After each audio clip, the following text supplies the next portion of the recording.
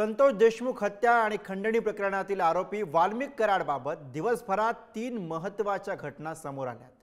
न्यायालयीन कोठडी सुनावल्यानंतर वाल्मिक कराडची तब्येत खालावली आहे, त्यामुळे त्याच्यावरती जिल्हा रुग्णालयामध्ये त्याला दाखल करण्यात आलेला आहे। तर सीआयडीला शरण येण्यापूर्वी वाल्मिक कराड बीडवरून पुण्याला गेला होता का असा सवाल उपस्थित केला जातोय, कारण याबाबत पुष्टी देणाऱ्या 3 आलिशान गाड्यांचे सीसीटीव्ही फुटेज समोर आले। बघूयात या संदर्भातला हा स्पेशल रिपोर्ट। खंडणी प्रकरणातील आरोपी वाल्मिक कराडची प्रकृती अचानक बिघडली आहे। वाल्मिक कराड याच्या पोटात दुखायला लागल्यानं त्याला गुरुवारी रात्री बीड जिल्हा रुग्णालयात दाखल करण्यात आलं। त्याची प्रकृती नाजूक असल्यानं त्याच्यावर सध्या आयसीयू मध्ये उपचार सुरू आहेत। 23 जानेवारी रात्री 12 वाजता वाल्मिक कराडच्या पोटात दुखू लागलं। कारागृह प्रशासनाकडून बीड जिल्हा रुग्णालयाला कळवण्यात आलं। कारागृहात डॉक्टरांकडून तपासणी करण्यात आली आणि पुढील तपासणीसाठी जिल्हा रुग्णालयात दाखल करण्याचा सल्ला देण्यात आला। वाल्मिक कराड याला गुरुवारी रात्री 12:30 वाजता जिल्हा रुग्णालयात दाखल केलं।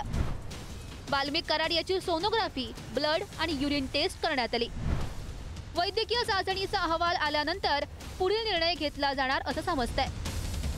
हे सगळं त्यांचं काहीतरी जे फिर्यादी आहेत, समजा त्यांना काहीतरी मॅनेजमेंट करायचं, त्यांच्यावर काहीतरी वेगळ्या दिशेनं चालायचं हे कारस्थान आहे। कारण हा तो सगळा उपचाराचा ड्रामा म्हणण्यापेक्षा तुम्ही मला हे सांगा की आत्तापर्यंत ज्या घटनाक्रम घडतोय आणि जे सगळं समोर येतोय यावर पोलीस यंत्रणा एकदाही व्यक्त झालेली नाही। कोठडीत कमी आणि हॉस्पिटलमध्ये जास्त राहायचं असेल, संपर्कात येणारे लोक, त्यांना देणारा कोणी एखादी सूचना, त्याच्यावर त्यांचं काहीतरी मॅनेजमेंट चालू असेल, त्या हिशोबाने त्यांचं चालू आहे। खंडणी प्रकरणी अटकेमध्ये असलेल्या वाल्मिक कराड याचे एक कारनामे सध्या समोर येत आहेत। वाल्मिक कराड आणि बीड शहर पोलीस ठाण्याचे पोलीस निरीक्षक शीतल कुमार बल्लाळ यांचा एक कथित ऑडिओ क्लिप सध्या व्हायरल होतोय। ओम नमः शिवाय। ओम नमः शिवाय ना काय म्हणताय? काय रे त्या सनीला नका गुतू आता, संशयित झाली, त्याची चूक झाली, ते माफी मागायला जाऊ दे। अरे अण्णा, सनी बद्दल शिफारस करू नका दादा, भाऊ अरे संदीप, ते म्हणजे योगेशचं जमत नाही म्हणून ते तिकडे गेलेला आहे। ते आपलंच पोर घ्यायचे, त्याला काही गोष्टीची मदत केली नाही म्हणून नाराज झाला होता। नाही पण त्याला सतत तुमचा फोन आला म्हणजे सतत मदत केली। आता हे एसपी साहेबांनी त्याला चेक करायला सांगितलं। एसपी साहेबांना फोन करा तुम्ही। मी एसपी साहेबाला बोलतो, एसपी साहेबाला वाटलं तर माझा फोन आला म्हणून सांगतो, तुम्हाला काही बोलला होता। त्या आमदाराचा नाही दादा, तिथले लोकलचं राजकारण म्हणून त्या आमदाराकडे, त्याच्याकडे गेलेला आहे, पण आमदारला गेलेला आहे तो।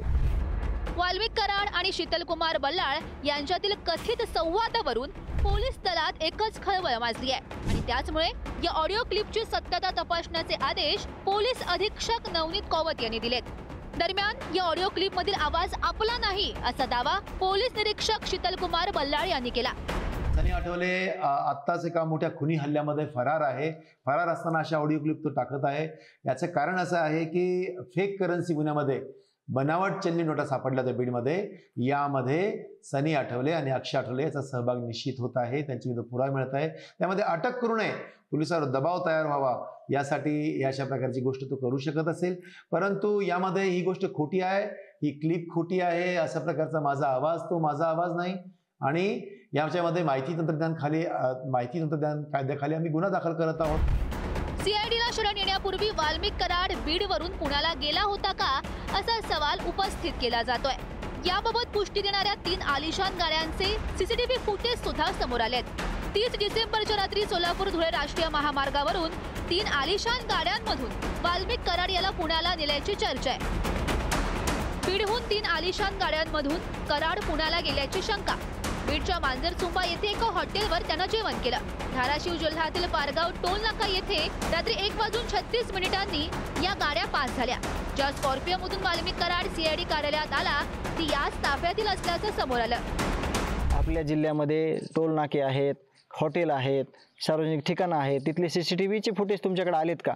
कारण असं दिसतं ह्या कालच्या सोशल मीडियातल्या फुटेजवरून की आरोपी सगळे जिल्ह्यातच होते। सरेंडरसाठी ते जिल्ह्यातून बाहेर मग त्यांना ते प्रकार करावा लागला। याची जिम्मेदार पूर्ण सीआयडी एसआयटी यंत्रणा असेल। चौकशीमध्ये जे कोणी दोषी असतील त्यांना निश्चितपणे कायद्याने, नियमाने, घटनेने, संविधानाने जी शिक्षा करणं कडक मधली कडक म्हणजे त्या सरपंचाची जी काय हत्या झाली ती तर इतकी निगृढ पद्धतीने केलेली आहे की तिथं त्या संबंधितांना फासावरच लटकवलं पाहिजे. त्याकरता 3 जणांना काम एजन्सीला दिलेलं आहे, CID, SIT आणि आपलं न्याय व्यवस्था न्यायाधीश. संतोष देशमुख हत्या प्रकरणानंतर आरोपी बीड जिल्हा सोडून गेल्याची चर्चा होती, पण 30 डिसेंबरच्या CCTV वरून आरोपी बीडमध्येच होता असं बोललं जातंय. मग तपास यंत्रणा त्यांच्यापर्यंत का पोहोचल्या नाहीत? CCTV मध्ये ज्या 3 गाड्या आरोपीच्या मागे पुढे फिरताना दिसतायत त्या गाडीत नेमकं कोण होतं? वाल्मिक कराडला कोणाचं पाठबळ होतं? असा देखील सवाल उपस्थित केला जातोय. उदय नागरगोजे, पुढारी न्यूज, बीड.